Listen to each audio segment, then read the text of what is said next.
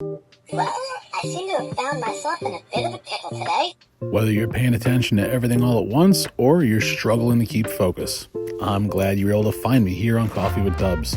Welcome in, grab a cup, let's talk. Lately, I've been thinking about something that I don't think has an easy answer. How do you decide who gets your attention first when everyone you love needs a little piece of you? And over the past few days, I've been checking in with family, catching up with people I haven't talked to in a while, and enjoying some time away from work while trying to stay connected.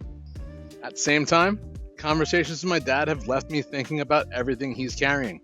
And because he's my dad, part of me naturally wants to help him carry it. The hard part is life rarely waits its turn. While I'm thinking about my dad, my wife deserves my attention too. Work still exists, the next book keeps calling my name, friends reach out, the phone rings, messages pile up. None of these things are unimportant, and that's exactly what makes it difficult. And most of us aren't choosing between something meaningful and something meaningless. We're choosing between two things that both deserve our time, and sometimes that can feel impossible. If you followed me around for an hour, you'd probably think I was trying to set the world record for multitasking. I'll be feeding the dogs while editing tomorrow's video, talking to someone on the phone, mentally organizing the rest of my day, and wondering whether I already answered that text or only imagined answering it. For a long time, I told myself that juggling everything meant I was being productive.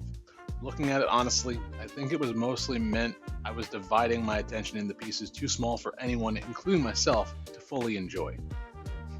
And that realization hit me this week in the simplest moments. My wife and I actually managed to get out together.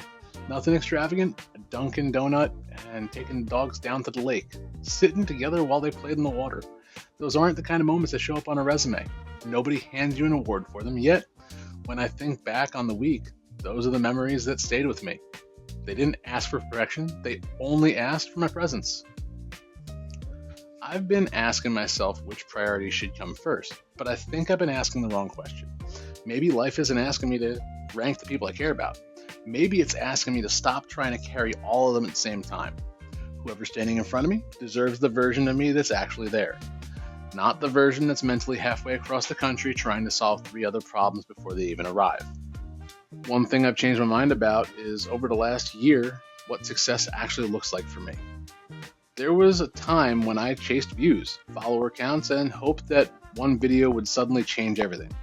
Somewhere along the way, I realized I enjoy these conversations more than I enjoy chasing numbers.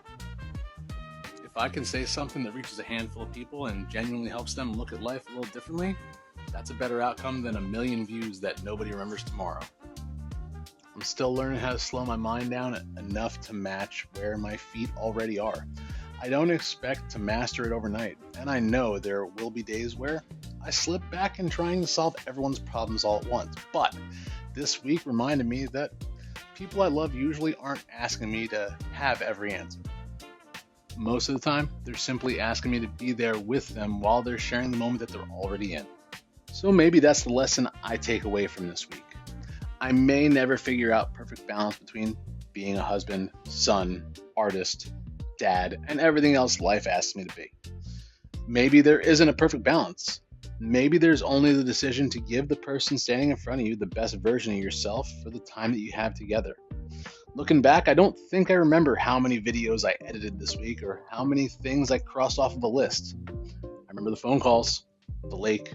I remember sharing the donut with my wife while the dogs waited for us to stop and drop a piece. Maybe that's how we know we're spending our lives well. Years from now, nobody's going to ask how efficiently we multitasked. They're going to remember whether we made them feel seen, heard, and important when we were together.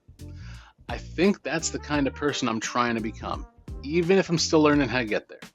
So, thanks for joining me for another pour of Coffee with Dubs, and I'll see you tomorrow. Time for me to get out of here.